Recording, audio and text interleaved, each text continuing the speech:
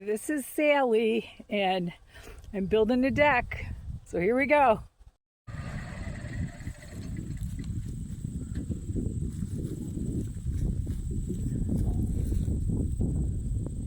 Okay, I'm having my wood delivered. This nice man is going to help get my wood so that I can put it by my deck. I did that myself.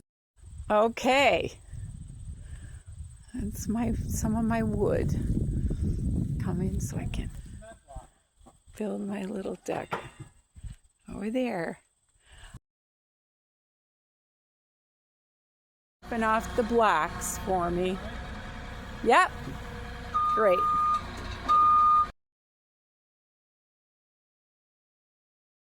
Is I like to lay out all my boards. And then what I do is I take a level and I put it on the ends, and then when I'm lining up the boards, I try to put this on it just to make sure they're a little bit straight. And then what I do is I just drive one nail in the board and I stick a nail in between the board to make sure that it's a nail distance apart.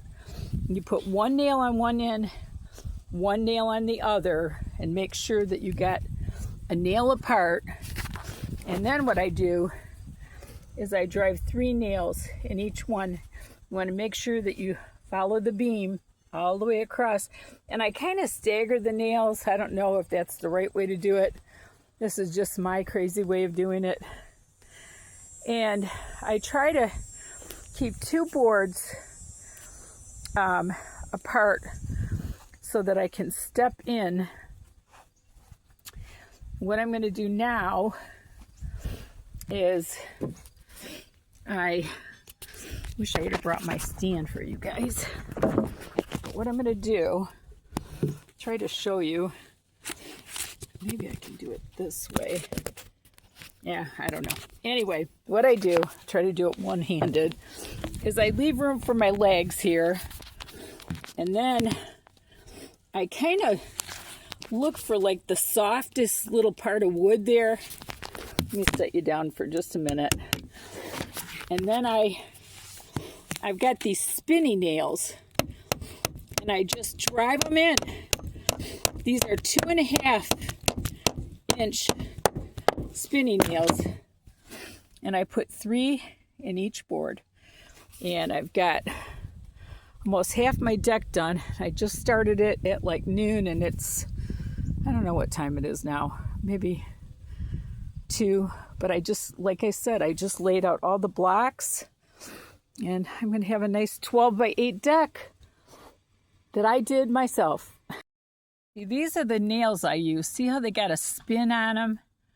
That way you don't have to use a electric drill, which I don't like to use. They scare me. Anyway, that's what I do. And a hammer. Can't beat it.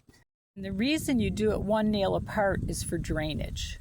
You never want water to be sitting on your deck. So that's another tip for you.